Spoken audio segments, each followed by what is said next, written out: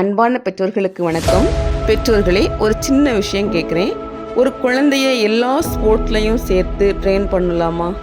Cricket, football, swimming எல்லாத்துலேயும் ஒரே மாதிரி பர்ஃபெக்டாக விளையாடணும் அப்படின்னு எதிர்பார்ப்போமா?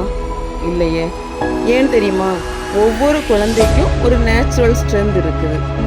ஒரு குழந்தை கிரிக்கெட்டில் நல்லா இருக்கலாம், மற்றொரு குழந்தை ஸ்விம்மிங்கில் சிறந்தவனாக இருக்கலாம், இன்னொரு குழந்தை ரன்னிங்கில் வேகமாக இருக்கலாம். அதை நாம் என்ன பண்ணுறோம்? கவனிப்போம். குழந்தைக்கு எது சூட் ஆகுமோ அதை சூஸ் பண்ணி ட்ரைனிங் கொடுப்போம். அப்படி கொடுத்தா மட்டும்தான் அந்த குழந்தை அந்த துறையில் அந்த விளையாட்டில் பிரகாசிக்க முடியும். ஆனால் அதே லாஜிக்கை நம்ம குழந்தைங்களோட எஜுகேஷனில் நம்ம யூஸ் பண்ணுறோமா? அதிகமான பெற்றோர் ஆசிரியர் யூஸ் பண்ணுறதில்ல. ஒரு குழந்தை மேத்ஸில் சிரமப்பட்டாங்க அப்படின்னா நாம் அவனை கம்பேர் பண்ணுறோம், ஃபோர்ஸ் பண்ணுறோம். ஆனால் அந்த குழந்தை வேறு ஏதாவது ஒரு துறையில் டேலண்டாக நிச்சயமாக இருக்கும். அன்பான பெற்றோர்களுக்கும் ஆசிரியருக்கும் சொல்கிறது என்னன்னா, நம்ம குழந்தைக்கு எந்த ஸ்போர்ட்ஸ் சூட் ஆகும் அப்படின்னு தெரிஞ்சிக்கிறது போல் எந்த டேலண்ட் சூட் ஆகும் அவங்க ஃப்யூச்சர் பிரைட்டாக அப்படிங்கிறதையும் நிச்சயமாக தெரிஞ்சிருக்கணும்.